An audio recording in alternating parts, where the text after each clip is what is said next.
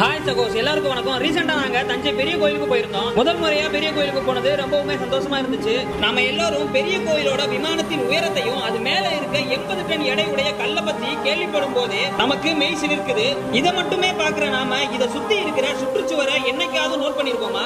ஒரு கோவிலை சுத்தி இவ்வளவு பெரிய கோட்டை சுவரை நம்ம வேற எந்த கோவிலையும் பார்த்திருக்க மாட்டோம். தான் கட்டின கோவிலுக்கு ராஜராஜ சோழன் இவ்வளவு பாதுகாப்பு கொடுத்திருக்காருன்னா ராஜராஜ சோழனோட அரண்மனை எப்படி இருந்திருக்கும்? இந்த சோழ நாடு நமக்கு தெரிஞ்சே இவ்வளவு பிரம்மாண்டமா இருக்குன்னா நமக்கு தெரியாத சோழ தேசம் 2000 ஆண்டுகளுக்கு முன்னாடி எப்படி இருந்திருக்கும்?